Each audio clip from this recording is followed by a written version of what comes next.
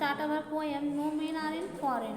Have you ever thought of some people as a strange? क्या आप कभी ऐसे लोगों के बारे में सोचते हो जो कि स्ट्रेंज हो, मतलब अजनबी हो? No other country as a foreign, कोई भी कंट्री जो है वो बिल्कुल फॉरेन नहीं है, मतलब विदेश नहीं है. We have many ways of thinking, हमारे सोचने की जो प्रकार हैं वो बहुत प्रकार हो सकते हैं.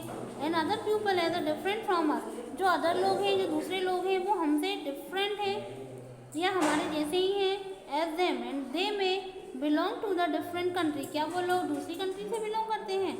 स्पीक अ डिफरेंट लैंग्वेज, क्या वो दूसरी भाषा बोलते हैं. In this poem however the poet remind many ways of many ways, मतलब बहुत सारे जो वेज है वो बताता है. In which we are all the same, हम जिस के अकॉर्डिंग हम बिल्कुल सेम टू सेम है, मतलब हम में और बाकी इंसानों में कोई डिफरेंस नहीं है.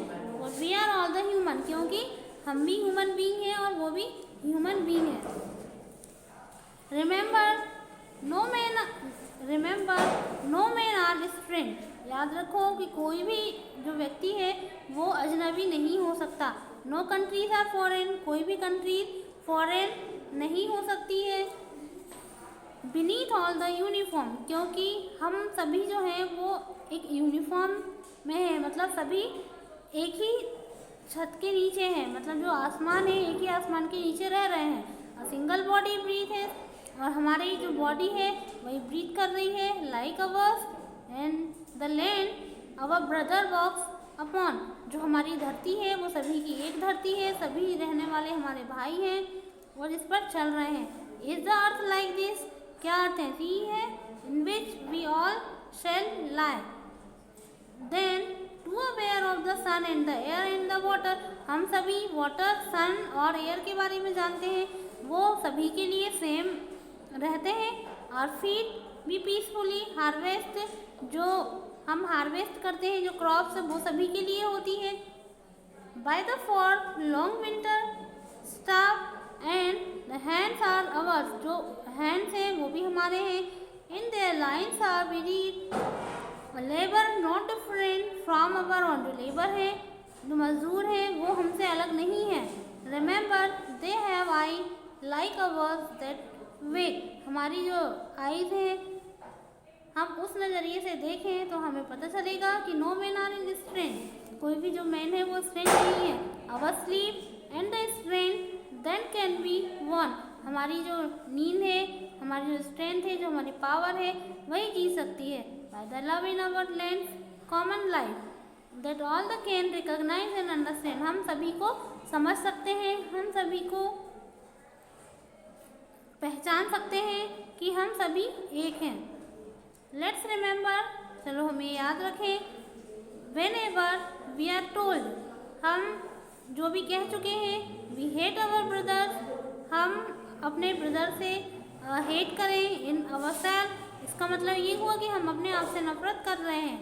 That we shall dispose betray condemn and remember we who take arms again each other, और हमें एक दूसरे के साथ भाईचारे के साथ रहना चाहिए.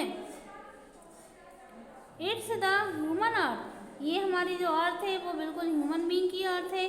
That we define in our hell of the fire and dust utter and the innocence, और जो हमारी जो नफरत है वो दूसरों को नुकसान पहुंचाने वाली रहती, इसलिए हमें इस पर ध्यान नहीं देना चाहिए, हमें सबके साथ भाईचारे के साथ रहना चाहिए. Of the earth that is everywhere our own and remember no man are foreign, इसीलिए हमेशा हमें ये याद रखना चाहिए कि कोई भी जो मैन है वो फॉरेन, मतलब कि जो विदेशी नहीं हो सकता है. नो कंट्री आर स्ट्रेंज, और कोई भी कंट्री जो है वो स्ट्रेंज नहीं हो सकता. इसीलिए रिमेंबर, हमेशा याद रखो, no man are in foreign and no countries are strange, और हमें ये याद रखना चाहिए कि कोई भी अजनबी नहीं है, सभी हमारे भाई हैं. यहाँ पर जितने भी जो मेंस रह रहे हैं, चाहे वो किसी भी जाति के हों, किसी भी धर्म के हों, किसी भी कंट्री में रह रहे हों, चाहे उनकी जो लैंग्वेज हो वो लैंग्वेज उनकी डिफरेंट हो, फिर भी उनका चाहे रिलीजन दूसरा हो, फिर भी वो हमारे लिए अजनबी नहीं है. वो हमारी धरती एक है, हमारा आकाश एक है और हम एक ही प्रकार की जो एयर है वो ब्रीथ कर रहे हैं, इसलिए हमें उनके साथ में भाईचारे के साथ रहना है, उनके साथ मित्रतापूर्वक व्यवहार करना है।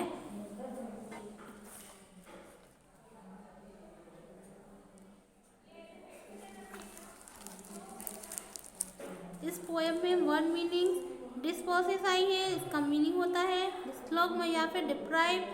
इसके बाद डिफाइन, डिफाइन मतलब होता है मेक डर्टी, मतलब पॉल्यूट कर देना, गंदा कर देना। And out of the innocence मतलब the violet of the purity of,